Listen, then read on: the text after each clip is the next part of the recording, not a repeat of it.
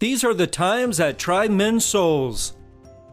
Oh, Ben, Tom Paine said that, not you. Anyway, old Tom was right when he penned that line on December 23rd, 1776. But I was in a bind. The Continental Army had been dealt with many defeats, and enlistments were up for a lot of the men at the end of the year, so I had to act quickly. With the British retiring to winter quarters along the Delaware River, Washington decided to capitalize on this. On Christmas Day, 1776, Washington planned to cross the Delaware River to strike the Hessian garrison at Trenton, New Jersey. I didn't tell my men until I absolutely had to in order to keep the mission a secret. I know it seems irrational to cross an icy river in the middle of a nor'easter pouring down snow and sleet, but I knew that that was the only way to surprise those Hessian mercenaries. We actually knew in advance about Washington's plans, but given his track record to date, we didn't think it was so serious. In fact, we told our Hessian troops in Trenton to enjoy their Christmas festivities, but be vigilant. We Patriots knew what we were doing installing Washington as general. He knew time was his greatest enemy and was trying to arrive in Trenton by 5 a.m. to surprise those Hessians. Yeah, but you know the weather in the winter. It's rough. Although we were over 3 hours behind schedule, I knew we had to charge on. On Christmas evening, Washington's army commenced its crossing of the half-frozen Delaware River spread across 3 locations.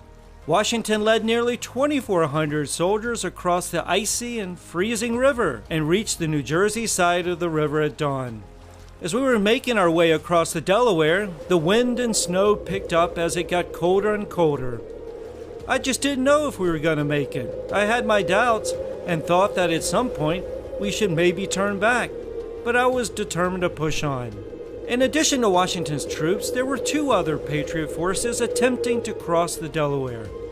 Colonel Cadwalader was to lead his force of 1,200 Philadelphia militiamen and 600 Continentals across the river near Burlington, New Jersey. General James Ewing's force of nearly 800 Pennsylvania militiamen was to cross the river directly opposite of Trenton. Wow, Ricky, I'm freezing cold just thinking about this. Yep, Virgil. Little known fact that the majority of the Patriots didn't make it across the Delaware River in time. Washington and the Continental Army arrived at Trenton just as the sun rose on December 26, 1776. We were freezing after the crossing. We barely had enough clothes on our backs, much less sufficient food supplies. Some of my fellow soldiers really suffered from frostbite. The army took the nearly 1,400 Hessians under Colonel Johann Rau completely by surprise, with one column commanded by Nathaniel Greene attacking from the north and another commanded by John Sullivan attacking from the west, so that the Hessians couldn't retreat south. Yep, those Hessians didn't know what hit them. Some of the Hessians escaped, but we were able to capture most of them, including their leader, Rau, who was mortally wounded. Washington really nailed this one. Hit the Hessians at the perfect time. Yep, the Hessians were sleeping it in after their Christmas parties. This daring action by Washington and his men showed the British that we Patriots were down but not out. We Americans had defeated a major garrison and suffered only 5 men wounded in action.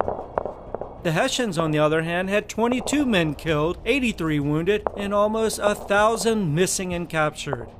Yep, and that wasn't the only Delaware crossing. We crossed the river a couple more times. The second crossing was the hardest because we had to ferry the prisoners and supplies we had captured back across the river. The Battle of Trenton wasn't a huge strategic success for the Patriots, but it was a real morale booster for the Army, and it showed the British that the Continental Army could win. The Battle of Trenton was a real wake-up call for us.